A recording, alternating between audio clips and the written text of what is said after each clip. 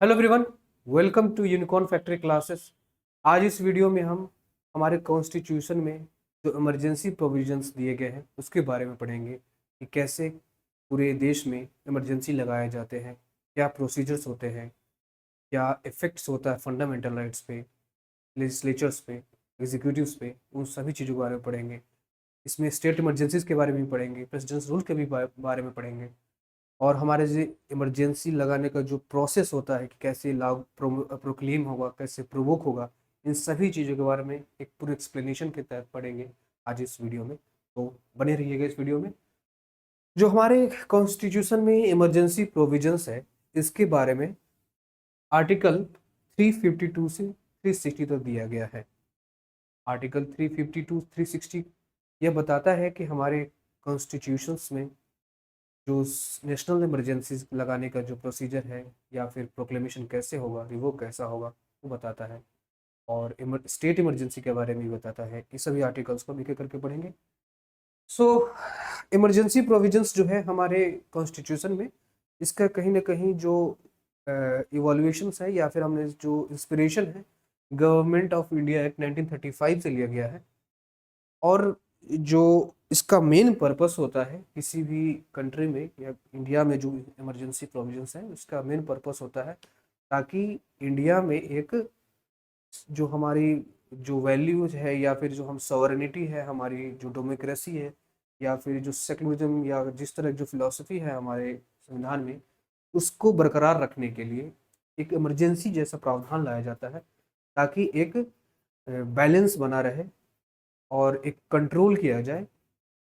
अगर simple way में कहें तो यह सेंटर का कंट्रोल स्टेट के ऊपर है या फिर ऑल ओवर इंडिया के ऊपर है सेंटर का कंट्रोल, जिससे हमारे देश के सॉवरेनिटी और जो हमारी डेमोक्रेसी है उसको बचाया जाके टू मेंटेन द डिसिप्लिन, और एक जो हमारा प्रिंसिपल वैल्यूज है कि हम अपने कंट्री के सॉवरेनिटी को बनाए रखें, वो सब चीज़ बारे में डिस्कस करता है। यह हमारे फेडरल स्ट्रक्चर को यूनिटरी में कन्वर्ट कर देता है। जो हमारा फेडरल स्ट्रक्चर है कि कैसे यूनियंस है स्टेट्स के पास, मतलब एज अ सेंट्रल गवर्नमेंट भी है। फेडरेशन में हमारे पास जो स्टेट्स है, स्टेट गवर्नमेंट है, स्टेट लेजिस्लेचर है, और एक जो एग्जीक्यूटिव के थ्रू हमारे जो पूरा जो मैनेजमेंट है उसको देखा जाता है। वो सभी चीज़ों को कंट्रोल करने के लिए सिर्फ एक सेंट्रल जब कंट्रोल में आ जाता है, तो एक इमरजेंसी प्रोविजंस में देखा जाता है कि सेंटर यूनिटरी मतलब सारे कंट्रोल में रहती है स्टेट को, विदाउट फॉर्मल कॉन्स्टिट्यूशनल अमेंडमेंट। इसके लिए हमें संविधान में किसी तरह का अमेंडमेंट या संशोधन करने की जरूरत नहीं पड़ती है। सीधा सीधा जो इमरजेंसी प्रोविजंस दिए गए कॉन्स्टिट्यूशन में फ्रॉम आर्टिकल 350 टू 360, उसी के बेसिस पे हम एक कंट्रोल करने के लिए प्रावधान कर सकते हैं। और ये कॉन्स्टिट्यूशनल गवर्नेंस को मेंटेन के लिए किया जाता है। सबसे पहली बात कि कितने तरह के इमरजेंसी पावर्स होते हैं या टाइप्स कितने होते हैं। तो आर्टिकल 352 में जो दिए गए हैं वो नेशनल इमरजेंसी की बात करता है, और ये 3 ग्राउंड्स पे हो सकता है: वॉर पे, एक्सटर्नल एग्रेशन पे, या फिर आर्म्ड रिबेलियन पे।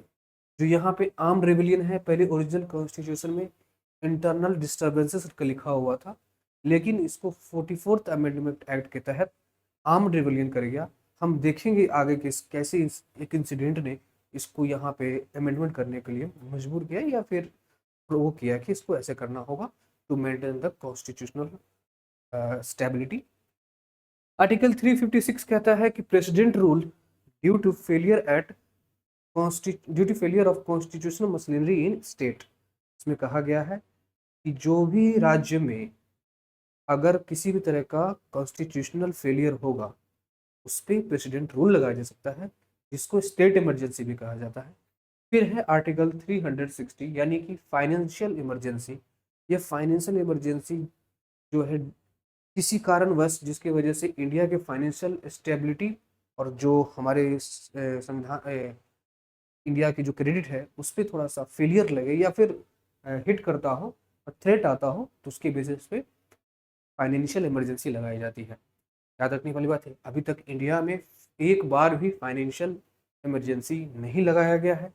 और आर्टिकल 350 में जो नेशनल इमरजेंसी है, अभी तक 3 बार लगाया गया है, 2 बार एक्सटर्नल एग्रेशन या वॉर की वजह से, और तीसरी बस एक बार इंटरनल डिस्टर्बेंसेस जो ओरिजिनल कॉन्स्टिट्यूशन में दिया गया था आर्म्ड रिबेलियन की वजह से हुई, तो ये कहेंगे टोटल 3 बार लग चुका है। और आर्टिकल 356 तो जो प्रेसिडेंट रूल है वो तो बहुत सारे स्टेट्स में लगा गया है, लेकिन सिर्फ 2 स्टेट ऐसे हैं जिन जहां आज तक कभी प्रेसिडेंट रूल नहीं लगा है। एक तो है तेलंगाना, दूसरा छत्तीसगढ़। अब नेशनल इमरजेंसी जो है हमारे कॉन्स्टिट्यूशन के आर्टिकल 352 में जो इसका जिक्र है, जो हमने 3 ग्राउंड्स बताए थे, उसके ग्राउंड्स क्या होंगे डिक्लेरेशन के, डिक्लेरेशन कैसे होगा, नहीं होगा। जो डिक्लेरेशन होगा प्रेसिडेंट ही डिक्लेयर करेगा on the grounds of war, external aggression और आर्म फोर्सेस। पहले आप वॉर को समझिए और एक्सटर्नल अग्रेशन समझिए। वॉर होता क्या है, जब दो कंट्री फुल फ्लेजेड आपस में एक युद्ध कर रही हो और दोनों तरफ से आपसी मुठभेड़ हो रही हो, तो वह वॉर होता है। यानी इसके बेसिस पे जब वॉर होगा, यानी दोनों कंट्री आपस में किसी न किसी वजह से आपस में लड़ाई कर रही है, दोनों तरफ से लड़ाई चल रही है। और एक्सटर्नल एग्रेशन का मतलब होता है कि कोई भी कंट्री किसी और दूसरे कंट्री पे मतलब एग्रेशन दिखाती है, अपना क्या है कि अपना मुठभेड़ करने को, मतलब सिंगल तरफ से चलता है। जैसे कोई एक कंट्री है, जैसे 1962 में देखा गया था कि चाइना नेफा में एग्रेशन दिखा रहा था, अपना बढ़ाव अपना विस्तार करने के लिए वहां पे एग्रेशन दिखा रहा था, तो हम कहेंगे एक्सटर्नल एग्रेशन था। हम लड़ाई अपने उससे बचने के लिए कर रहे थे, लेकिन एग्रेशन हो गया था वहां पे, तो यह एक्सटर्नल एग्रेशन है। और आर्म्ड रिबेलियन तो सिंपल सी बात है, ऐसा रिबेलियन या फिर ऐसा विद्रोह जिसमें आर्म्ड यानी कि बंदूक गोलीबारी या फिर हिंसा जैसा कोई कार्य हो रहा, तो आर्म्ड रिबेलियन है। ऐसा नहीं है कि यह तीनों चीजें पहले अकरेंस हो जाए, मतलब एक बार हो जाए तो ही प्रेसिडेंट डिक्लेरेशन करेगी। प्रेसिडेंट चाहे तो इन तीनों ग्राउंड्स में विदा मतलब होने वाला उसे पहले भी कर सकते हैं, एक्चुअल अकरेंस से पहले भी हो सकता है। There is immediate immediate danger, इसको लगे कि हाँ तत्कालीन रूप से खतरा है, तो वो ग्राउंड्स को देखते हुए पहले ही कर दिया जाए, तो वो भी उनके पास पावर है। External emergency for threatening national security और international within the country's border, यानी भारत राज्य के अंदर में ही हो रहा हो, भारत एज जो राष्ट्र है, देश है, उसके अंदर ही नहीं हो रहा हो, तो इंटरनल सिक्योरिटी की वजह से हो रहा हो, इंटरनल थ्रेट हो वह उसकी वजह से होगा national emergency for declaration. Evolution through constitutional amendments. देखिए नेशनल इमरजेंसी जो है का जो प्रावधान है उसको कैसे कैसे एक इवॉल्यू जो क्या कहते हैं उत्पन्न होता है कि कैसे कैसे क्या क्या चीजें हुई हैं इमरजेंसी में, इवोल्यूशन क्या क्या है उसको हम देखते हैं। जैसा कि पता है, एक बार फिर से हम एक बार देख लेते हैं कि कब कब कैसे कैसे हमारा नेशनल इमरजेंसी लागू हुआ है। 1962 में, जब आपको पता ही है कि इंडिया और चाइना का युद्ध चल रहा था, तो उस टाइम पर अक्टूबर में 1962 में चाइना एग्रेशन करने लग गया था, तो उस टाइम पे डिक्लेरेशन था कि भारत सरकार का कि चाइना ने हम पे एग्रेशन कर रखा है, नेफा जो आजकल अरुणाचल प्रदेश का एरिया है वहां पे एग्रेशन कर रखा है। उसके बेसिस पे पहली बार एक प्रोक्लेमेशन किया था, प्रेसिडेंट ने डिक्लेयर कर दिया था कि नेशनल इमरजेंसी है। नेशनल इमरजेंसी लगते ही फंडामेंटल राइट्स का सस्पेंशन हो गया। वो आगे पढ़ेंगे भी कैसे कैसे सस्पेंशन है, मैं एक थोड़ा तरह बैकग्राउंड जैसा बता देता हूँ ताकि आगे में समझने में लिंक बनाने में आसानी होगी। जैसे कि पहले तो 1962 में वो हो गया था चाइना का, ठीक उसी टाइम पे जब ये इमरजेंसी चल ही रहा था, पहले वाला इमरजेंसी जो एक्सटर्नल एग्रेशन की वजह से या वॉर की वजह से था, फिर उसी टाइम पे 1965 में इंडिया और पाकिस्तान का युद्ध होता है। तो उसके युद्ध के दौरान कोई नया इमरजेंसी नहीं लागू किया गया, क्योंकि पहले से ही 1962 वाला इमरजेंसी चल ही रहा था। अब 1962 से 65 के आसपास ये पूरा प्रोक्लेमेशन इमरजेंसी चल रहा है। उस टाइम पे बहुत ज़्यादा देखा गया कि एग्रेशन चल ही रहा है, बहुत देर से ये प्रोक्लेमेशन चल रहा है इमरजेंसी का, फंडामेंटल राइट का सस्पेंशन है, तो बहुत सारे वाइड स्प्रेड प्रोटेस्ट देखे गए विपक्ष के नेता द्वारा। तो धीरे धीरे करके 1968 में यह प्रोक्लेमेशन हटा दिया गया। फिर 1971 में इंडिया और पाकिस्तान का युद्ध जो 3 दिसंबर से स्टार्ट हुआ था, उसके टाइम पे ही जब इंदिरा गांधी की सरकार थी, तो उस टाइम पे ही सेकेंड इमरजेंसी आ गया था। और सेकेंड इमरजेंसी के बाद 1975 में इमरजेंसी आया था, जो इंटरनल की वजह से आया था। तो जब वो इमरजेंसी लागू ही हो रहा था, तो उसी टाइम पे एक और इमरजेंसी आ गया था, तो दूसरे वाला 1971 में, तीसरे वाला। फिर उसके बाद एक 38th अमेंडमेंट हुआ था, और इस टाइम पे ये कह दिया गया था, जब प्रोक्लेमेशन ऑफ इमरजेंसी 1975 वाला हुआ था, तो उस टाइम पे एक 30th अमेंडमेंट एक्ट 1975 लागू करके ये कह दिया गया कि अगर कोई भी इमरजेंसी पहले से ही लागू है, तो इसी बीच में एक और इमरजेंसी लागू किया जा सकता है।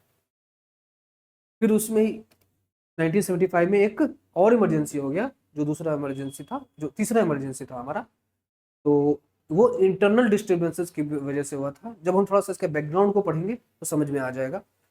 फिर उसके बाद 42nd अमेंडमेंट में यह अमेंडमेंट किया गया कि जो इमरजेंसी का जो प्रोक्लेमेशन होगा, वो पूरी कंट्री पे या फिर कंट्री के किसी एक पार्ट पे भी किया जा सकता है। अब 42nd अमेंडमेंट है। फिर 44th अमेंडमेंट में इंटरनल डिस्टरबेंसेस को, जो ओरिजिनल में लिखा हुआ था, उसको हटा के आर्म रेबेलियन कर दिया। और ग्रेटर प्रिसीजन, मतलब इसका मिसयूज ना हो सके, क्योंकि इंटरनल डिस्टरबेंसेस के जो डेफिनेशन है उसको बहुत तरह के लिस्ट जा सकता है, कभी भी हो सकता है। उसको 44th अमेंडमेंट एक्ट के तहत इंटरनल डिस्टरबेंसेस लिख दिया। हालांकि 44th अमेंडमेंट 1978 वाला, ये 42nd अमेंडमेंट 1976 का काउंटर करने के लिए लाया गया था, उसके बहुत सारे क्लोज को काउंटर किया गया था। अब जैसे हम देखेंगे कैबिनेट्स के रोल जो इमरजेंसी डिक्लेरेशन में होता है, ओरिजिनल में कोई स्पेसिफिक मेंशन नहीं दिया गया है कि कैबिनेट का रोल इमरजेंसी के दौरान क्या होगा।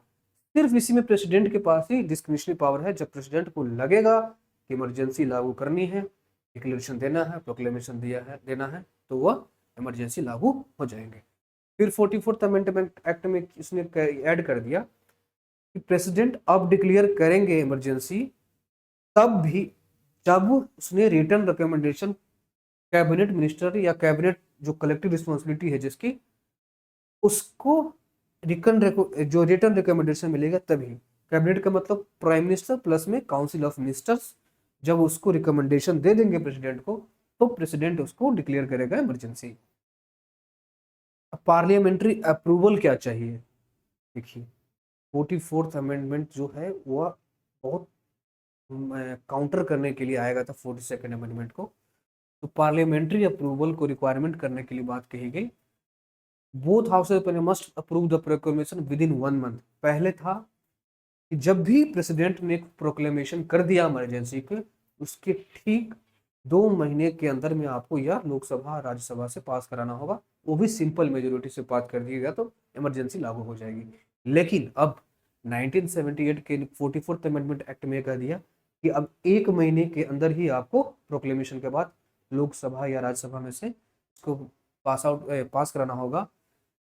अब वहां पे जब सिंपल मेजोरिटी की जरूरत थी, अब यहाँ पे स्पेशल मेजोरिटी होगी। स्पेशल मेजोरिटी का मतलब है जो मेजोरिटी टोटल स्ट्रेंथ हाउस की मेजोरिटी तो चाहिए प्लस में 2/3 ऑफ प्रेजेंट वोटिंग, यानी 2/3 जो मेंबर्स वहाँ प्रेजेंट होंगे, वोट दे रहे होंगे, उसकी मेजोरिटी प्लस में जो टोटल स्ट्रेंथ है उसकी भी मेजोरिटी उसकी चाहिए। प्रेसिडेंट डिक्लेयर कब भी करेगा, जब इमरजेंसी कब डिक्लेयर करेगा, कैबिनेट के रिकमेंडेशन पे। Parliamentary review, both house must approve with in 1 month. ये जो करंट का हम बात कर रहे हैं, ओरिजिनल में कुछ और भी बातें थी, 44th अमेंडमेंट के थ्रू इसको चेंज किया गया। उसमें 1 महीने के भीतर आपको बोथ हाउसेस के अंदर ये पास करा लेना है। स्पेशल मेजोरिटी से होगा, सिंपल मेजोरिटी से बिल्कुल नहीं होगा।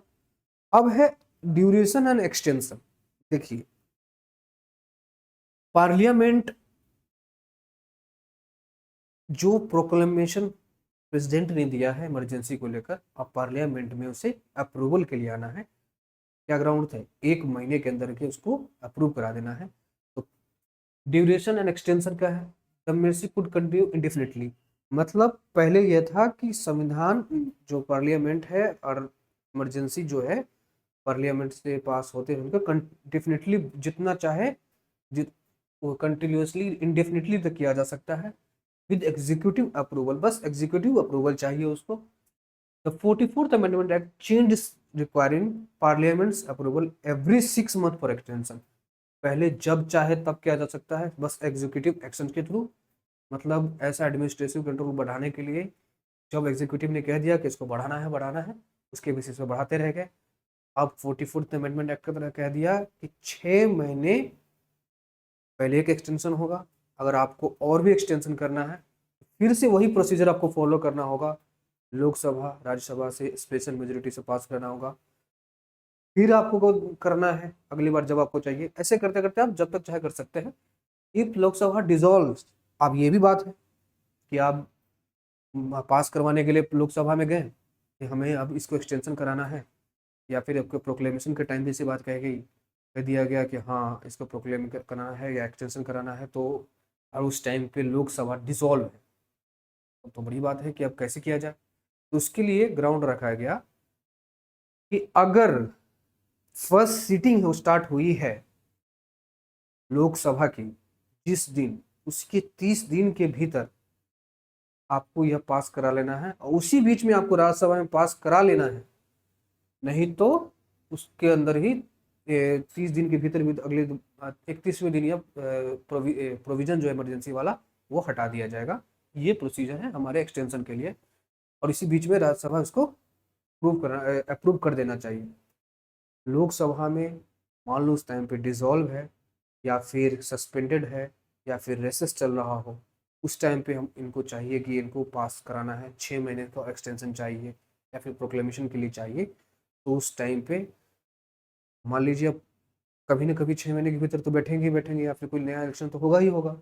तो उस टाइम पे जब भी फर्स्ट डे इलेक्शन जो लोकसभा बैठी है सीटिंग के लिए, उसके 30 दिन के भीतर इनको ये साइन करवा लेना होगा, ये पास करवा लेना होगा वहां से।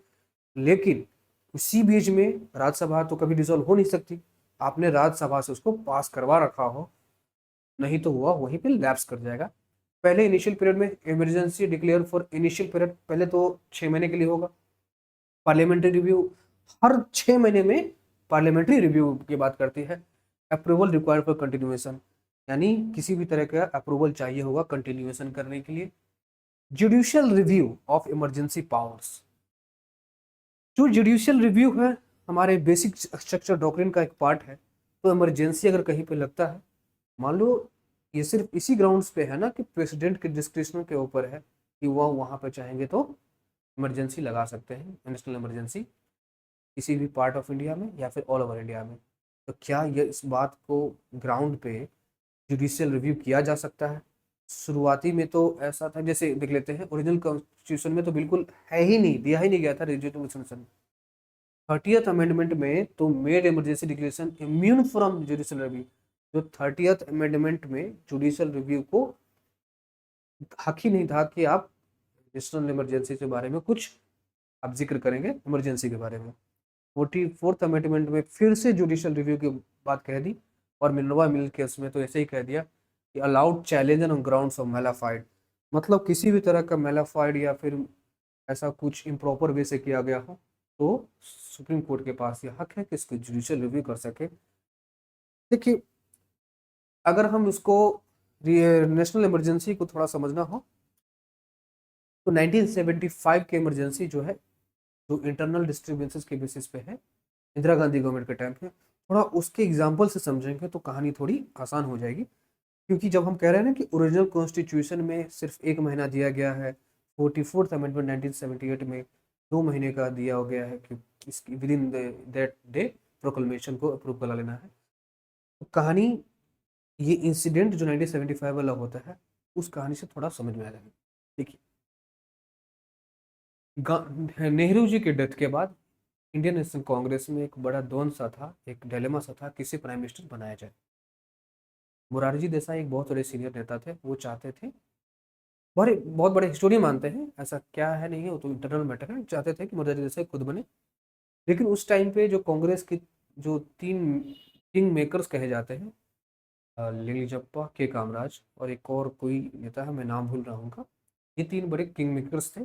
जो के कामराज वगैरह चाहते थे कि देखिए उस टाइम के लीडर्स, जो उनका विजन था इस तरह का था कि जो प्राइम मिनिस्टर हो तो थोड़ा बहुत हमारे कंट्रोल में हो, इंडियन नेशनल कांग्रेस जो उस टाइम की कांग्रेस है, उस टाइम के कांग्रेस के कंट्रोल में हो, ताकि उनके द्वारा अगर किसी भी तरह का जो एक्शंस है उसको थोड़ा उस पर उनका इन्वॉल्वमेंट। तो के कामराज चाहते थे कि एक ऐसे लीडर को बनाया जाए जो उनके बातों को थोड़ा माने या उनके लगाम में रहे, इस तरह का चाहते थे। तो मोरारजी देसाई एक बहुत बड़े लीडर थे उस टाइम पे, और वो जानते थे के कामराज और लिंगली वगैरह जानते थे कि इनको अगर दे दिया हमने तो ये हमारे कंट्रोल में नहीं आएगा। फिर नया नाम आता है नेहरू जी की डेथ के बाद हमारे लाल बहादुर शास्त्री जी का, जो एक बहुत महान नेता हमारे साबित हुए उस टाइम पे। उनके जो ग्रीन रेवोल्यूशंस है, जो ताशकंद समझौता है, जिनके बाद उनकी डेथ हो गई, ये सब चीज़ें में उनका बहुत बड़ा योगदान है। फिर उनके डेथ के बाद एक बार और फिर से एक उस डिबेट में फंस गए वो लोग कि अब किसे प्राइम मिनिस्टर बनाया जाए। तो के कामराज का मानना था इंदिरा गांधी को बनना चाहिए। उनका कहना था कि इंदिरा गांधी बहुत शालीन और बहुत गंभीर और बहुत सीधी सादी महिला है, और नेहरू जी की लेगेसी भी है, मतलब उनकी बेटी है। तो ऐसे भी पूरे समाज में या फिर हमारे इंडिया में ये मैसेज जाएगा कि हमने उनके ही लेगेसी को कंटिन्यू किया है। तो चाहते थे कि इंदिरा गांधी जी को प्राइम मिनिस्टर बनाया जाए। और वो पहले फेज में तो उनको देखा जाता है कि बहुत वाकई में जिस तरह से के कामराज सोचते थे कि बहुत शालीन है, गंभीर नहीं है, मतलब चुपचाप रहती है, या फिर उनको जो कहा गया वो फॉलो करी जाती है, उसकी वजह से ही उनको गूंगी गुड़िया भी कह दिया गया था विपक्ष के बहुत सारे नेता पे कि के कामराज अपने कंट्रोल से देश को चला रहे हैं और गूंगी गुड़िया एक सरकार में बैठी है। धीरे धीरे करके जो राष्ट्रपति के चुनाव को लेकर इंदिरा गांधी और कांग्रेस में अनबन होती है और कांग्रेस का दो गठन बन जाता है। इसमें नहीं पढ़ेंगे, सिंडिकेट और इंदिरा गांधी। फिर थोड़ा सा आगे बढ़ते हैं स्टूडेंट से। 1971 में चुनाव होता है, इंदिरा गांधी चुनाव जीत जाती है। फिर उसके बाद होता है इंडिया और पाकिस्तान का युद्ध और बांग्लादेश का नया क्रिएशन। उस फेज में जो बांग्लादेश बनाया गया, उस टाइम पे इंदिरा गांधी और भारत सरकार का जो मेन मोटिव था कैसे करके बांग्लादेश को बनाया जाए या फिर बांग्लादेश को एक स्टेट बनाया जाए, और बांग्लादेश से जो बहुत सारे माइग्रेंट्स इंडिया में आए थे उनकी देख रेख में भारत सरकार का बहुत सारा खर्च उसमें चला जाता है, जिसकी वजह से हमारे देश में पॉवर्टी या फिर अनएम्प्लॉयमेंट का बहुत ज़्यादा। तो विपक्ष के नेता बहुत सारे ये कह रहे थे कि तेल का दाम बढ़ गया है, सबसे बड़ी जहाँ से इमरजेंसी का जो कहते हैं कि एक स्टार्ट होता है, मतलब इंदिरा गांधी के सरकार के अगेंस्ट में एक चीज़ सबसे बड़ा जो रिवॉल्यूशन स्टार्ट होता है गुजरात के एक कॉलेज की कैंटीन से स्टार्ट होता है कि वहाँ पे किसी चीज़ का दाम बढ़ा दिया गया था, जहाँ पे स्टूडेंट लीडर जेटली जी थे शायद, वहाँ पे उन्होंने प्रोटेस्ट किया, तो वहीं से थोड़ा उग्र स्टार्ट हो जाता है। इसमें बहुत सारी कहानियां हैं जिसमें वजह से एक इंदिरा गांधी के अगेंस्ट में एक वो चलने लगता है कि ये थोड़ा ज़्यादा ध्यान उस सब चीज़ों पे दे रही है, अनएम्प्लॉयमेंट पे, जो हमारी गरीबी है, जो राष्ट्रीय के मुद्दे हैं उस पर नहीं देख रहे हैं, अंतर्राष्ट्रीय मुद्दे को ज़्यादा देख रहे हैं। हमारे देश की पहले गरीबी को दूर करना चाहिए था। माइग्रेंट्स को ज़्यादा इंडिया में आ रहे हैं, उस पर ध्यान नहीं दे रही है। वो आएंगे तो हमारे हक और अधिकार छीन लेंगे, इस तरह की बातें चल रही थी। बहुत लोग कहते हैं कि जो इमरजेंसी जो इंदिरा गांधी ने लगाई उसके पीछे सिर्फ एक वजह, बहुत सारे लोग कहते हैं कि एक वजह यह है कि 1971 का जो इलेक्शन हुआ था उसमें जो उनके करप्ट प्रैक्टिस है जो, और इलाहाबाद हाई कोर्ट का जजमेंट है, उसका योगदान है। वहाँ पहुंचेंगे कहानी पे, लेकिन मेरे हिसाब से या फिर बहुत सारे हिस्टोरियन का ये कहना है इसके बहुत सारे बैकग्राउंड्स है जिसकी वजह से इमरजेंसी लग जाता है। जैसे कहानी पे हम लोग बांग्लादेश के पहुंच गए, बांग्लादेश क्रिएशन हो गया और वाइड स्प्रेड प्रोटेस्ट चल रहा है इंदिरा गांधी के अगेंस्ट में हमारे इंडिया में। बहुत सारे नेता जैसे कि जेपी आंदोलन चल रहा है, जयप्रकाश नारायण आंदोलन चल रहा है। बहुत सारे लोकल लीडर्स जो आज के टाइम में बड़े लीडर्स हैं जैसे लालू प्रसाद यादव, रामविलास पासवान, बहुत सारे लीडर्स जो उस टाइम पे इमरजेंसी में स्टूडेंट लीडर थे, उन्होंने प्रोटेस्ट कर रहे थे, जगह जगह सरकारी गिरा दे रहे थे प्रोटेस्ट कर करके। गुजरात में तो एक मिनिस्टर्स की गाड़ी रोक रोक के उनके शीशे पे इतना ज़्यादा वो कर दिया था कि रोड पे उनसे इस्तीफा ले लिया गया था। ऐसी बहुत सारी कहानियां हैं। तो ये सब चीज़ें में इंदिरा गांधी ज़्यादा वो हो गया, उनके जो पॉलिटिकल जो लीडरशिप थी उस पर इफेक्ट पड़ने लग गया था। फिर 1975 में ही जो 1971 का इलेक्शन जो इंदिरा गांधी लड़ी थी राय बले से राजनारायण के अगेंस्ट में 1975 में एक जजमेंट आता है इलाहाबाद हाई कोर्ट का कि जो इंदिरा गांधी ने चुनाव लड़ा था, जैसा राजनारायण का पिटीशन था कि इंदिरा गांधी जो चुनाव लड़ा है उसमें उन्होंने करप्ट प्रैक्टिसेस किए हैं, जैसे कि हमारे जो उनके जो प्रेसिडेंशियल ऑफिस, जो प्राइम मिनिस्टर ऑफिस में जो सरकारी ऑफिसर्स थे उनका यूज़ किया गया, इवन आर्मी का भी यूज़ किया गया, सरकारी वाहनों का यूज़ किया गया चुनावी प्रचार के लिए, जो कि कोड ऑफ कंडक्ट के अगेंस्ट है। रिप्रेजेंटेशन ऑफ पीपल एक्ट जो 1951 के क्लॉज 7 को हिट करता है।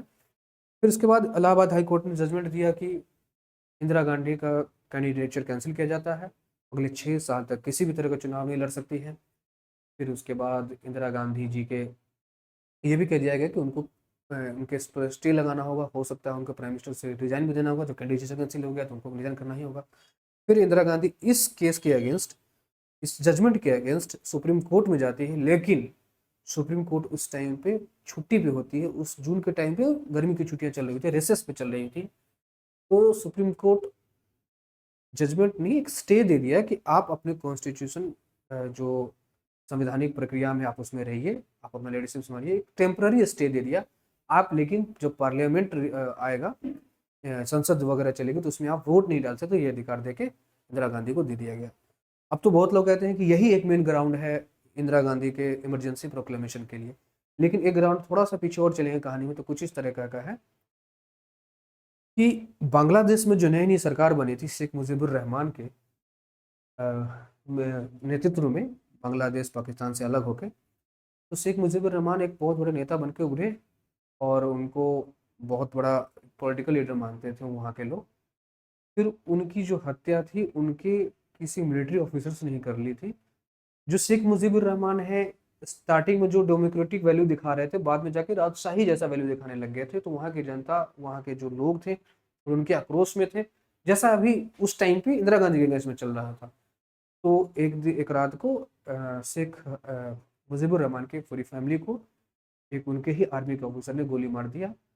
उनकी ही बेटी है शेख हसीना, जो उस टाइम पे जर्मनी या फिर किसी फॉरेन कंट्री में पढ़ रही थी, लेकिन वो बच गई, बाकी सारे लोगों को वहाँ उसके फैमिली में मार दिया गया था।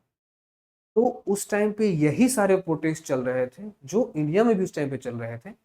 इंदिरा गांधी को ऐसा लगा कि हो सकता है कि यह प्रोटेस्ट इस तरह से उग्र ना हो जाए जैसा शेख मुजीबुर रहमान के साथ हो गया है, क्योंकि जेपी आंदोलन के टाइम पे जेपी ने एक जेपी लोक प्रकाश जयप्रकाश नारायण जी ने एक अनाउंस किया था, एक घोषणा की थी कि जो फौज के लोग हैं वो भी अपना काम छोड़ दे, पुलिस छोड़ दे, तो उनको एक डर लगे। और इससे उस टाइम पे बहुत सारे हड़ताल भी चली, जैसे रेलवे का हड़ताल चल रहा था जॉर्ज फर्नांडिस के नेतृत्व में, बहुत सारी जगह से चल रही थी। तो इंदिरा गांधी बहुत प्रेशर में थी उस टाइम पे, पॉलिटिकल प्रेशर में थी, इंटरनेशनल प्रेशर भी, हर जगह प्रेशर चल रही थी। और ये जो वर्डिक्ट आया, फैसला आया इलाहाबाद हाई कोर्ट का, उससे ज़्यादा और टेंशन में आ गई थी कि अब उनके पर टेम्प्रेरी स्टे लगा हुआ है, तो हो सकता है उनको इस्तीफा देना पड़े, प्राइम मिनिस्टरशिप से उनको हाथ गंवाना पड़ जाए।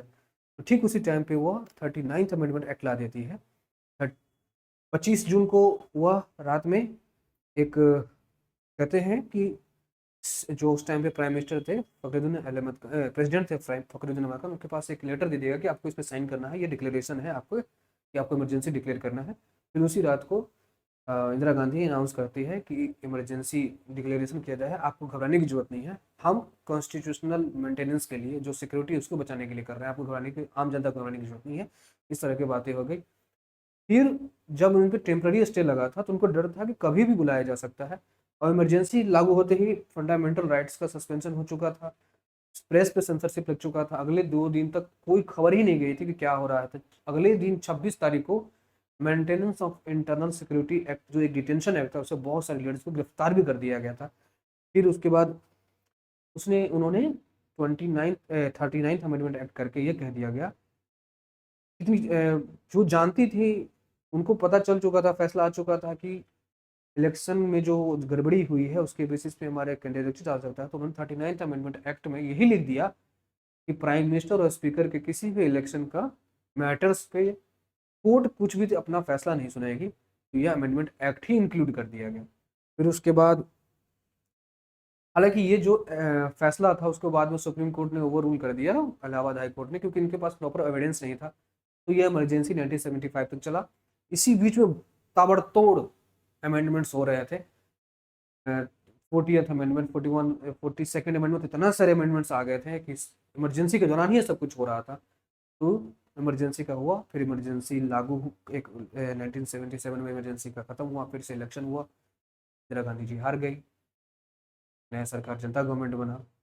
एक बात सोचने वाली बात है कि इंदिरा गांधी की पॉपुलैरिटी इतनी ज़्यादा थी कि इमरजेंसी लागू करने के बाद, इतने सारे राइवलरीज को देखने के बाद, सारी जनता नाखुश, जनता गवर्नमेंट जो दोबारा एक फिर से 1977 में सरकार बन के आई, इंदिरा गांधी अपने सीट से हार गई। फिर कुछ ही सालों बाद देखा जाता है कि इंदिरा गांधी फुल मेजोरिटी में आती है। ऐसा लीडर्स बहुत कम होते हैं जिनकी पॉलिटी इस तरह से हो कि उनके द्वारा किए गए इमरजेंसी का भी अगेंस्ट में भी लोग उनको वोट दे रहे हैं। एक सिंपल सा नारा, गरीब घटाओ करने चैनल पे। खैर, हम लोग अपनी कहानी पे फिर से जो अपने टॉपिक से उस पर लौटते हैं।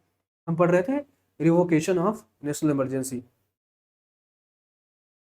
जब ये इंदिरा गांधी के इंसिडेंट्स वगैरह चल रहे थे, उसी में सारे कुछ अमेंडमेंट्स हो रहे थे, और जो ओरिजिनल कॉन्स्टिट्यूशन में जो बात लिखे गए तो उसको लूप होल्स की तरह लेके गए और देखा कि ये गलती हो सकती है। तो 44th अमेंडमेंट एक्ट 1978 में उस लूप होल्स को ठीक किया गया, या फिर थोड़ा अमेंडमेंट करके उसको प्रिसाइज किया गया, स्ट्रेंथन किया गया, ताकि अगली बार ऐसा कुछ गलती ना हो। अब कहने वाले ये भी कहते हैं कि इंदिरा गांधी अपने जगह पे सही थी, क्योंकि इंटरनल सिक्योरिटी को ठीक कर रही थी और उन्होंने सारे अपने कॉन्स्टिट्यूशनल जो प्रोविजंस हैं उसके तहत ही काम कर रही थी। इवन इमरजेंसी जब खत्म हुआ उसके बाद जो बहुत सारे नेता बीबीसी या फिर जर्नलिज्म वगैरह जर्नलिस्ट वगैरह उनके रिप्रेस कर रहे थे, तो उनसे पूछा गया, do you regret for what you did as declaring national emergency. उन्होंने कहा कि I did nothing wrong because I did totally on the basis of provision given in the Indian constitution. यानी संविधान में जो जो चीज़ें दी गई हैं उसी के बेसिस पे किया है, मैंने कुछ अलग से कुछ ऐसा किया ही नहीं है। खैर, कहानी पे जो हमारे मेन टॉपिक उस पर लौटते हैं। वो मेरे कहानी का पर्पस इसी बात था कि ताकि ये सब चीज़ों को समझ सके। जो कह रहे थे कि ओरिजिनल कॉन्स्टिट्यूशन और 44th अमेंडमेंट एक्ट, उसके बीच में आपको एक कन्फ्यूजन सा ना बना रहे दिखते हैं। प्रेसिडेंशियल पावर है रिवोकेशन ऑफ इलेक्शन में। अब इमरजेंसी प्रोक्लेमेशन का तो हमने देख लिया, अब रिवोकेशन मतलब हम इमरजेंसी को हटाएंगे कैसे। President can revoke an emergency at any time without requiring parliamentary approval, providing flexibility in crisis management. यानी कहने का मतलब है जब चाहे प्रेसिडेंट इसको रिवोक कर सकते हैं। अब पार्लियामेंट्री को देखेंगे, under 44th amendment Lok Sabha can pass a resolution to disapprove constitute ये जो प्रोक्लेमेशन को करते हैं। 1/10 मेंबर्स होगा क्या, जो 1/10 ऑफ मेंबर है लोकसभा में, वो कह देंगे कि एक कमेटी बिठाइए, एक संसद का बैठक बैठाइए जिसमें हमें रिवोकेशन का बिल पास करना। उसमें सिंपल मेजोरिटी से हो जाएगा। एक ये है कि national emergency has been declared 3 times in Indian history, जो मैंने बता दिया, चाइना, बांग्लादेश और 75। The Shah commission later found the unjustified. Shah commission मतलब जब इंदिरा गांधी सरकार हट गई, जनता गवर्नमेंट में आया, तो उन्होंने एक शाह कमीशन बैठाया गया ताकि नेशनल इमरजेंसी जो डिक्लेयर किया गया उसके ऊपर एक अपना शोध कर सके, मतलब उसका पूरा रिसर्च किया कि क्या क्या चीज़ें सही है। ऐसा कोई कमेटी बैठाई इसलिए गया था ताकि लोगों को दिमाग में ये बैठा दिया जाए, लोगों को ये बताया जाए कि जो इमरजेंसी लागू की थी वो गलत था। शाह कमीशन कुछ इस तरीके से। और सेंटर स्टेट रिलेशन में इम्पैक्ट क्या होता है इमरजेंसी में, ये बहुत ही इंपॉर्टेंट फैक्ट है, आप इसको देखिएगा। जब भी नेशनल इमरजेंसी लगता है तो इंडिया का फेडरल स्ट्रक्चर हो जाता है सीधा सेंटर के पास, यूनिटरी हो जाती है वहां पे, और उसके ऊपर सारा कंट्रोल हो जाता है सेंटर का, ताकि वो सारे कॉन्स्टिट्यूशनल फ्रेमवर्क को देख रेख कर सके। अब एग्जीक्यूटिव कंट्रोल क्या है, central government can direct state on any matter, मतलब केंद्र सरकार राज्य सरकार को किसी भी मैटर पे गाइडलाइंस दे सकती है और कुछ गाइडलाइंस दे सकती है, उसके ऊपर दिशा दे सकती है। State government remain but under राज्य सरकार होगा वहां पे, उसकी लेजिस्लेटिव असेंबली कुछ भंग वगैरह नहीं होगी, लेकिन सेंटर के ऑर्डर को आपको फॉलो ही करना होगा। लेजिस्लेटिव पावर की बात करें, पार्लियामेंट का लेजिस्लेट ऑन स्टेट लिस्ट। अब नेशनल इमरजेंसी है तो राज्य की जो सूचियां हैं, स्टेट लिस्ट है, उस पर सेंट्रल लिस्ट कोई भी कानून बना सकती है, लेकिन जैसे ही इमरजेंसी खत्म हुआ उसके 6 महीने के भीतर वो सारे कानून रद्द कर दिए जाएंगे। फाइनेंशियल अथॉरिटी क्या है, जो प्रेसिडेंट है उस जो रेवेन्यू डिस्ट्रीब्यूशन है जो सेंट्रल स्टेट के बीच में, उसको मॉडिफाई कर सकती है। मान लीजिए सरकार को अपने इंटरनल सिक्योरिटी मेंटेन करने के लिए इसने इमरजेंसी में जो रेमुनरेशंस देना पड़ते हैं स्टेट गवर्नमेंट को, वो ना दे करके उसको अपने पास ही रख देती है ताकि कॉन्स्टिट्यूशनल फ्रेमवर्क को मेंटेन कर सके। ये होता है फाइनेंशियल मैटर्स में। और लेजिस्लेटिव बॉडीज पे इफेक्ट क्या होता है? लोकसभा का एक्सटेंशन बढ़ता है 1 ईयर के लिए during emergency. Extension can not exceed 6 month after emergency ends. अगर 6 इमरजेंसी एंड हो गया तो 6 महीने के भीतर अगला चुनाव होना ही होना है। Requires parliamentary law of extension, जो लॉ है पार्लियामेंट्री एक्सटेंशन के लिए करना ही करना है। स्टेट असेंबली है ओनली पार्लियामेंट एक्सटेंड असेंबली, यानी स्टेट असेंबली का जो असेंबली है सिर्फ उसमें पार्लियामेंट ही कनेक्शन कर सकती है लाइफ को। एक्सटेंशन मिरर लोकसभा पैटर्न है। 1 ईयर एक्सटेंशन टाइम इसमें भी है। सस्पेंशन ऑफ फंडामेंटल राइट्स, हमने कहा था कि 1962 में जो इंडो चाइना का वॉर हुआ था उस पर जो डिक्लेरेशन हुआ था इमरजेंसी का, तो सस्पेंशन ऑफ फंडामेंटल राइट्स को बात किया था। तो कैसे होता है? Emergency provision allow for the suspension of certain fundamental rights fundamentally altering the citizen state relation during crisis period, यानी सिटीजन और स्टेट की जो रिलेशनशिप है उसको अल्टर कर देते हैं। जो आर्टिकल 355 है वो कहता है कि जो fundamental rights 6 fundamental rights, right to freedom में दिया गया है, speech and expression, peaceful assembly, association to form associations, to reside anywhere in the country, to have profession any in the country, इस तरह की जो सारे 6 फंडामेंटल राइट्स जो दिए गए हैं freedom of movement, right to have freedom article 19 में, वो ऑटोमेटिकली सस्पेंड हो जाएंगे जब एक्सटर्नल एग्रेशन या वॉर के बेसिस पे होगा। Rights revive automatically after emergency end, emergency end होते ही वो राइट्स फिर से हो जाएगा। ठीक। आर्टिकल 359 क्या कहता है? Authorises president to suspend right to approach courts, यानी आप ऐसा नहीं कर सकते कि फंडामेंटल राइट जो आपको सस्पेंड किए गए हैं उसके बेसिस पे आप कोर्ट में नहीं जा सकते हैं, या आर्टिकल 359 में दिया गया है। और suspension order requires approval from both houses, जो दोनों सदन है वहां से इसको अप्रूवल लेना पड़ता है। और जो 44th अमेंडमेंट एक्ट है इसने कैसे इस सस्पेंशन ऑफ राइट्स को प्रोटेक्ट किया है, फंडामेंटल राइट्स जो हमारे अधिकार है, मौलिक अधिकार, उसको कैसे प्रोटेक्ट किया वो देखते हैं। पहला, आर्टिकल 19 सस्पेंशन को लिमिट किया उन्होंने। कैसे? आर्टिकल 19 जो है can only be suspended during emergencies. National emergency जो होगी, जो वॉर और एक्सटर्नल अफेयर के बेसिस पे होगी, उसी टाइम पे सिर्फ आर्टिकल 19 का सस्पेंशन होगा। इंटरनल डिस्टर्बेंसेज जो अब आर्म्ड रिबेलियन है उसके बेसिस पे बिल्कुल ही नहीं होगा आर्टिकल 19, या आर्टिकल का सस्पेंशन नहीं होगा। 44th अमेंडमेंट एक्ट 1978 के तहत कहा गया। Protection of life and liberty, president cannot suspend, जो प्रेसिडेंट का जो प्रोक्लेमेशन होता है कि सस्पेंशन ऑफ राइट हो फंडामेंटल राइट, किसी भी तरीके से जो आर्टिकल 20 और आर्टिकल 21 है उसको नहीं सस्पेंड कर सकती है। राइट टू लाइफ जो हमारे कहते हैं कि जीवन का अधिकार, गरिमापूर्ण जीवन का अधिकार, उसको नहीं छीन सकते हैं। और आर्टिकल 20 जो कहता है आर्बिट्ररी जो अरेस्ट होगा, जो अचानक से या किसी भी तरीके से कर दिया गया हो विदाउट एनी रैशनल मूवमेंट, उसकी वजह से ये सस्पेंड नहीं होगा। आर्टिकल 21 ऐसा 44th अमेंडमेंट में गया है।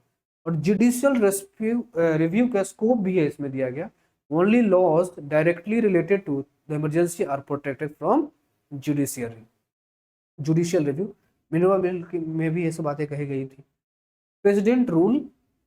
अब हम आ जाते हैं हमारे दूसरे पार्ट, यानी कि अभी तक हमने नेशनल इमरजेंसी को पढ़ा। अब क्या क्या पढ़ा है एक बार फिर से एक बार देख लीजिए कि प्रेस जो हमारे नेशनल इमरजेंसी है 3 ग्राउंड्स पे लिए जाते हैं, वॉर, एक्सटर्नल एग्रेशन और आर्म्ड रेबेलियन, जो पहले इंटरनल डिस्टर्बेंसेस था। इसमें आर्टिकल 19 ऑटोमेटिकली सस्पेंड हो जाएंगे, लेकिन आर्म्ड रेबेलियन के केस में नहीं होंगे। और कभी भी जो प्रेसिडेंट है ये डिक्लेरेशन नहीं देंगे इमरजेंसी को, तो उसमें आर्टिकल 20 और 21 जो हमारे आर्बिट्ररी अरेस्ट और राइट टू लाइफ रेस्पेक्टिवली को सस्पेंड नहीं किया जाएगा। जुडिशियल रिव्यू का जो स्कोप है, जो डिफरेंट केसेस में हमने देखा, मिनरवा मिल्स केसेस में हमने देखा, वो सब बातों का जिक्र करती है। तरह हमने बताया था कि 44th amendment act 42nd amendment को काउंटर करने गया था। अब हम चलते हैं स्टेट इमरजेंसी यानी कि प्रेसिडेंट रूल। आर्टिकल 358 जो हमारे सॉरी आर्टिकल 356 जो है हमारे कॉन्स्टिट्यूशन का, वह प्रेसिडेंट रूल के बारे में कहता है state emergency when state government can not function according to constitutional provisions. जब किसी भी तरह के संवैधानिक जो मुद्दे हैं या संवैधानिक के जो रेगुलेशंस है, प्रोविजंस है, अगर उसके बेसिस पे अगर कोई राज्य नहीं चल रहा है तो प्रेसिडेंट डिक्लेरेशन दे सकते हैं। देखिए, प्रेसिडेंट डिक्लेरेशन दो कंडीशन में दे सकते हैं। जब प्रेसिडेंट को लगेगा कि, या प्रेसिडेंट को गवर्नर ने ये दे दिया है, एक रिटन रिकमेंडेशन दिया है कि इस स्टेट में कॉन्स्टिट्यूशनल मशीनरी फेल हो चुकी है, तो आप यहाँ पे डिक्लेरेशन दे दीजिए।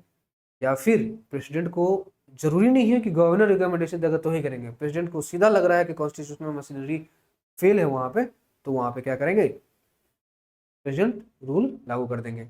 दूसरा, प्रेसिडेंट एक आर्टिकल 365 है जिसमें यह दिया गया है कि जब सेंटर के किसी भी डायरेक्शंस को स्टेट फॉलो नहीं करता है तो प्रेसिडेंट वहां पे प्रेसिडेंट रूल लगाया जा सकता है। तो दो ये कंडीशन है लगाने के, तो प्रेसिडेंट डिक्लेयर कर सकता है। कब कब हो सकता है, कॉन्स्टिट्यूशनल ब्रेकडाउन की वजह से, जब स्टेट गवर्नमेंट फंक्शन जो है कॉन्स्टिट्यूशन के बेसिस पे ना करे तब। दूसरा, president proclamation, president declares emergency with the government president, जो हमने बताया अभी। Parliamentary approval, simple majority required in both house within 2 minutes. यानी इसमें जब हम किसी प्रेसिडेंट रूल का डिक्लेरेशन करेंगे, प्रोक्लेमेशन करेंगे, तो उसमें होगा क्या, जिस डेट को प्रोक्लेमेशन हुआ है उसी डेट को आपको पार्लियामेंट से डिक्लेरेशन के लिए सिंपल मेजोरिटी से करा देना है, और बोथ हाउसेस के अंदर टोटल 2 महीने के अंदर ये करवा लेना है, नहीं तो ये फॉल हो जाएगा। अब जो प्रेसिडेंट रूल है उसको जो मशीनरी हमने बताया कि कैसे कैसे किया जा सकता है कॉन्स्टिट्यूशनल फेलियर की वजह से, या फिर 365 में जो स्टेट करने था उसके बेसिस पे प्रेसिडेंट रूल ऐसे आर्टिकल 356 के तहत लागू कर सकते हैं किसी भी स्टेट में स्टेट इमरजेंसी। देखिए, जो स्टेट इमरजेंसी है, ये आप देख रहे होंगे कि ऐसा नहीं है कि आर्बिट्ररी कोई एक्शन प्रेसिडेंट नहीं ले लेते हैं। किसी भी देश में, किसी भी कंट्री में, जो सॉरी किसी भी स्टेट में गए और वहां पर देखा कॉन्स्टिट्यूशनरी मशीनरी फेल हो गया है, अब वो प्रेसिडेंट के डिस्क्रिप्शन के ऊपर है। अब किसी प्रेसिडेंट तो काउंसिल मिनिस्टर के एडवाइस पे ही काम करते हैं। तो मान लो कोई सेंटर में एक गवर्नमेंट बैठी हो, उसकी अगेंस्ट या फिर उसकी जो विपक्ष की पार्टी है, जो विपक्ष में उसकी पार्टी का कोई पार्टी वहां पे रूल कर रहा है, तो उसको अपनी पर्सनल खुन्नस निकालने के लिए, खुद का वो सेटिस्फैक्ट्री की कि हाँ उसके सरकार से वो नहीं वहाँ फंक्शन करना चाहिए, अब ये आर्बिट्ररी एक्शन तो ले ही सकते हैं, फिर क्या करना है, प्रेसिडेंट से रिकमेंडेशन देना है, तो वो कर सकते हैं कि वहाँ पे कर सकते हैं। लेकिन इसी चीज को जुडिशियल रिव्यू के अंदर डाला गया। हुआ क्या था, यहाँ से इसका इवोल्यूशन कैसे था जुडिशियल रिव्यू का, 1992 में अयोध्या में जो बाबरी मस्जिद वाला जो हिंदू मुस्लिम का सारा जो मसला था, उसकी वजह से वाइल्ड प्रोटेस्ट चल रहा था, वहाँ पे बहुत ज़्यादा अब सांप्रदायिक दंगे हो रहे थे। तो बहुत सारे ऐसे स्टेट्स थे जहाँ पे यह कंट्रोल नहीं हो रहा था, तो केंद्र सरकार जो उस टाइम पे थी, उन्होंने यह हवाले देते हुए कि वहाँ सेकुलरिज्म का जो हमारे कॉन्स्टिट्यूशनल प्रोविजन में दिया गया है, प्रियम्बल में भी है, या हमारी जो हम सभी बातें करते हैं कि हमारा स्टेट सेकुलर स्टेट है, उसके बेसिस पे कहा था, किया था उन्होंने कि 3-4 स्टेट्स में स्टेट इमरजेंसी लगा दिए थे, जैसे कि उत्तर प्रदेश, हिमाचल प्रदेश, मध्य प्रदेश, और कुछ दिनों बाद कर्नाटका में भी लगाया था। तो 1984 में एस आर बोमे केस के जजमेंट जो है, एस आर बोमे उस टाइम में कर्नाटका के चीफ मिनिस्टर थे, उन्होंने केस में जजमेंट किया गया था कि president rule by establishing crucial judicial safeguard and procedural requirements. उसमें जुडिशियल रिव्यू के बारे में बताया था, जुडिशियल रिव्यू रिस्टोर किया गया था, courts can examine whether president rule satisfaction is based on relevant material though not adequacy. मतलब कहने के प्रेसिडेंट रूल के जो मोटिव है हम उसको भी चेक कर सकते हैं, ऐसा ना हो कि कुछ इम्प्रॉपर वे से किया गया हो। फ्लोर टेस्ट भी रिक्वायरमेंट है, state government loss of confidence must be decided on the floor of the house before dismissal. यानी एक तो ये भी वजह है, जैसे मैंने कहा कि जो स्टेट इमरजेंसी लगते हैं और ये जब भी उसका प्रोक्लेमेशन हट जाएगा कि स्टेट इमरजेंसी नहीं होगा, तो इलेक्शन कमीशन ऑफ इंडिया को 1 साल के भीतर वो चुनाव लेना होता है। अगर वहाँ फिर मेजोरिटी नहीं आई तो इसको लगा, प्रेसिडेंट को लग रहा है कि वहाँ भी अभी मशीनरी फेल है, काम नहीं हो पा रहा है, तो जब हम प्रॉपर और improper way of imposing the emergency को पढ़ेंगे तो उसमें थोड़ा जिक्र आ जाएगा, हम देख लेते हैं। Assembly protection, state assembly can only B dissolve after parliamentary approval, otherwise only suspended. यानी स्टेट इमरजेंसी जब लगेगी प्रेसिडेंट के ऊपर, प्रेसिडेंट जब लगाएंगे वहाँ किसी स्टेट के ऊपर, तो उस टाइम पे हो सकता है कि जो लेजिस्लेटिव असेंबली उसको सस्पेंड भी कर सकता है। अगर पूर्ण रूप से हटाना है तो फिर पार्लियामेंट्री अप्रूवल, फिर से वही जो कहा था कि 2 महीने के भीतर लेना होगा तो करना होगा। और 356 can be invoked if state pursue anti secular policy. जो एसआर बोमे जजमेंट में, जो सुप्रीम कोर्ट का जजमेंट ये कुछ इस तरह का था कि जो सेंटर का जो डायरेक्ट एक्शन था ये लगाने का, स्टेट इमरजेंसी लगाने का, उनको सही ठहराया था। कहा था कि सेकुलरिज्म जो है हमारे देश की मूल भावना है, ये बेसिक स्ट्रक्चर है हमारे देश की। अगर आप इसको फॉलो नहीं करेंगे तो ऑब्वियसली आप कॉन्स्टिट्यूशनल मशीनरी को आप फॉलो नहीं कर पा रहे हो, आप रेगुलेशन को नहीं कंट्रोल कर पा रहे हो, तो उनका लगाया हुआ स्टेट इमरजेंसी वैलिड है। तो यहाँ पे कह दिया कि एंटी सेक्युलर एक्शंस के बेसिस पे इमरजेंसी लगाया जा सकता है।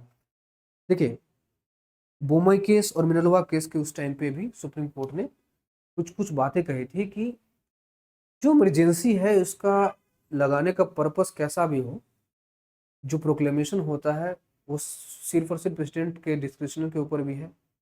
लेकिन दो तरीके हैं जिससे प्रॉपर और इम्प्रॉपर इम्पोजिशन का पता चलता है। हालांकि दोनों ही वैलिड वे है करने का, लेकिन प्रॉपर और इम्प्रॉपर मतलब एक तो वैध ढंग से कर रहे हैं और एक अवैध ढंग से कर रहे हैं कि यार हो जा रहा है लेकिन तरीका ठीक नहीं है। जैसे प्रॉपर ग्राउंड्स की बात करें तो hung assembly with no clear majority. मान लीजिए किसी भी असेंबली में मेजोरिटी प्रॉपर नहीं है स्टेट असेंबली में, और वहां पे ऐसा हो कि जो सरकार बनाने के लिए दोनों पार्टियां, जो 4-5 पार्टियां जो मिलकर हैं, किसी के पास मेजोरिटी नहीं है, तो उस टाइम पे क्या होगा? कॉन्स्टिट्यूशन तो चलाना ही है, देश तो चलाना ही है, स्टेट तो चलाना ही है, तो प्रेसिडेंट रूल किया जा सकता है। उस टाइम प्रेसिडेंट अपने गवर्नर और होम सेक्रेटरी के जो स्टेट है उसके थ्रू एक स्टेट को रन करते हैं। Majority party declines to form government, उसी में ही है। Ministry resigns after defeat, no alternative majority. मान लीजिए मिनिस्टर ने रिजाइन कर दिया इस बात में कि हमारे पास मेजोरिटी नहीं है, तो स्टेट डिसरिगार्ड कॉन्स्टिट्यूशनल रिगार्ड्स, यानी कॉन्स्टिट्यूशनल डायरेक्शन जो स्टेट्स ने दिए थे, जो आर्टिकल 365 के बेसिस पे भी किया जा सकता है। ये प्रॉपर ग्राउंड्स है। Government acts against constitutional for performance reward, मतलब इस तरह कहना है कि कॉन्स्टिट्यूशन जो है गवर्नमेंट को उसके अगेंस्ट काम नहीं, गवर्नमेंट को कॉन्स्टिट्यूशन के अगेंस्ट में काम नहीं करना है। जो 356 में ही लिखा हुआ है कि हमारे संविधान ये पावर देता है प्रेसिडेंट को कि वहाँ पे जहाँ पे गवर्नमेंट मशीनरी काम नहीं कर रही हो वहाँ पे आपको स्टे लगा सकते हैं। कुछ इम्प्रॉपर ग्राउंड्स है, जैसे कि गवर्नर रिकमेंडेड्स विदाउट असेसिंग अल्टरनेटिव्स। मान लीजिए गवर्नर जो माना ही जाता है कि सेंटर के जो द्वारा अपॉइंट किया गया आदमी है वो सेंटर के गवर्नमेंट के साथ हम यहाँ मिला के ही काम करेगा, और ऐसा अप्रूवल दे दिया कि जैसे मान लो कुछ कोई उसके तुक ही नहीं बनता कि हाँ वहाँ पे मशीनरी मान लो अच्छे से चल रही है, फिर भी उसने रिकमेंडेशन दे दिया, प्रेसिडेंट ने डिक्लेरेशन कर दिया। किया तो जा सकता है लेकिन यह इम्प्रॉपर ग्राउंड्स है। Ministry not allowed to prove majority. मान लो कभी ऐसा हो कि स्पीकर या फिर गवर्नर्स को ऐसा हुआ ही नहीं कि मेजोरिटी प्रूव करने का मौका ही नहीं दिया, आपने सीधा कह दिया कि हाँ डिक्लेरेशन हम करते हैं इमरजेंसी का, क्योंकि आपके पास मेजोरिटी नहीं है, आप एक बार फ्लोर टेस्ट करके प्रूव तो करा ले पहले। तो यह इम्प्रॉपर ग्राउंड्स है। Ruling party lose Lok Sabha election. मान लीजिए लोकसभा इलेक्शन को लूज हो गया रूलिंग पार्टी में, तो कर सकती है, प्रेसिडेंट को एक डायरेक्शन देगी तो वहां पर कर देंगे। एडमिनिस्ट्रेशन के no prior warning given to the state government. ये भी है कि स्टेट गवर्नमेंट को कोई वार्निंग नहीं दी जाती है इन सब चीज़ों में कि हाँ यहाँ पे मशीनरी फेल है तो उसकी वजह से हो जाएगा।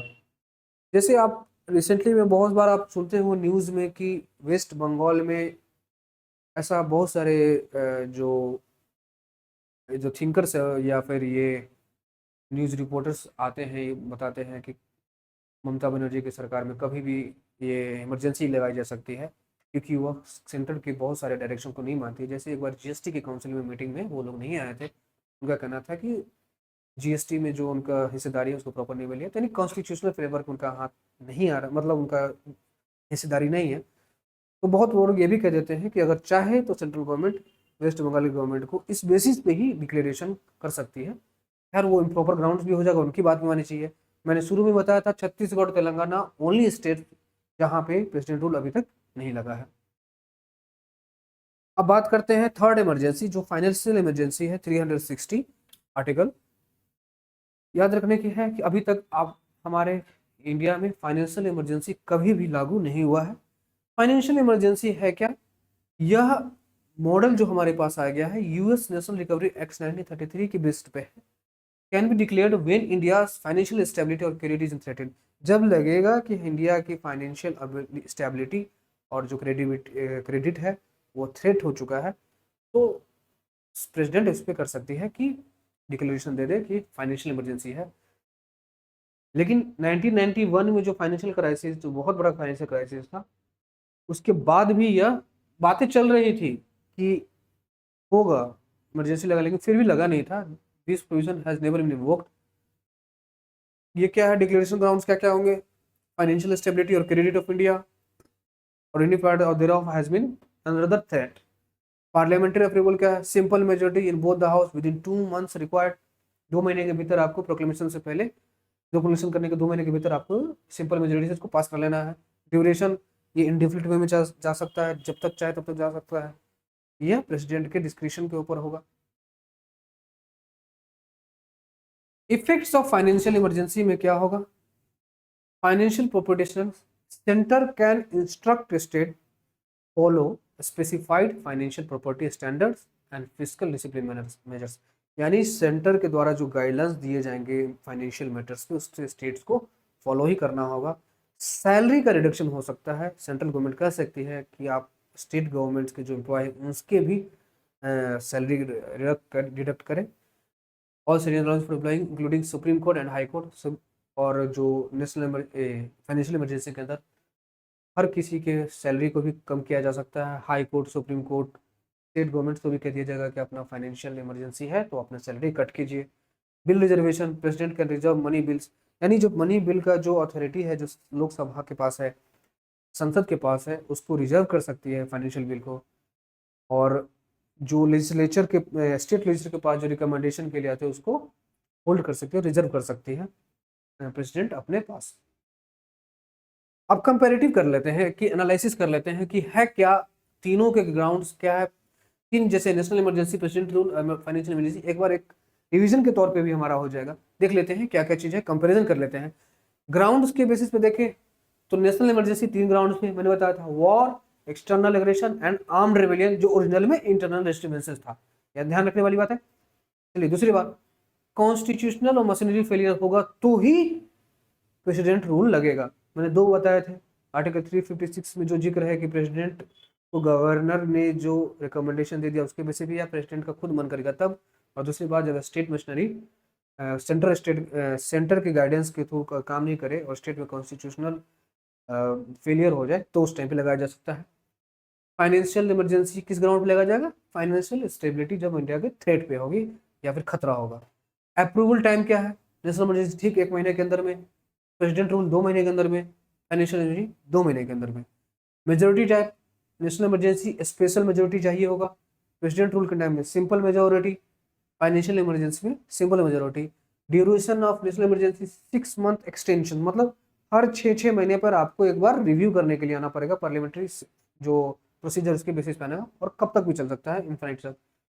6 month up to 3 years only. ये ध्यान रखना है, प्रेसिडेंट रूल 6 महीने कि वो साइकिल पे जाना होगा। 3 साल से ज्यादा किसी भी राज्य पे प्रेसिडेंट रूल नहीं लगा। ये इंपॉर्टेंट बात याद रखना है कि 3 साल से ज्यादा नहीं लग सकता है किसी भी स्टेट में state emergency. Financial emergency indefinite, मतलब जब तक प्रेसिडेंट चाहेंगे तब तक चलेगा।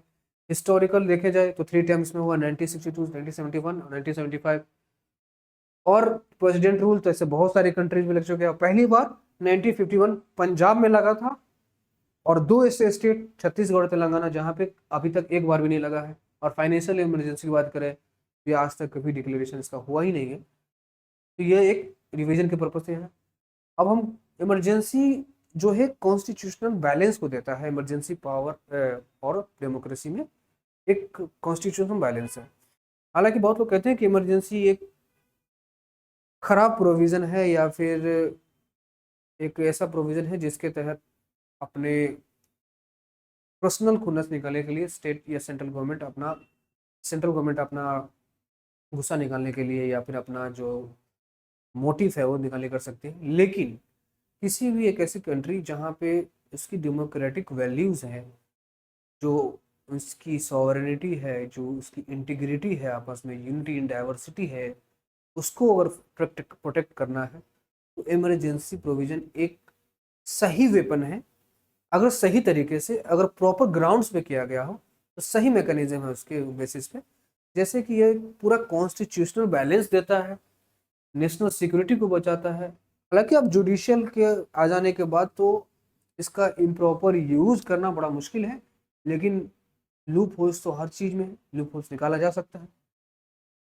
पार्लियामेंट्री कंट्रोल है इस पे, तो इसकी वजह से थोड़ा बहुत ये लगता है कि एक डर सा होता है किसी में कि पार्लियामेंट्री कंट्रोल होने की वजह से ये हो सकता है कि ये पर्सनल मोटिव्स निकालने के लिए सेंट्रल गवर्नमेंट कर सकती है। लेकिन अगर अपने किसी भी देश को अपने सॉवरेनिटी, यूनिटी, इंटीग्रिटी को बचाना है तो ये एक अच्छा मैकेनिज्म है अगर सही तरीके से लागू किया जाए तो। राइट्स प्रोटेक्टेड होते हैं लेकिन कुछ राइट्स सस्पेंडेड भी हो जाते हैं।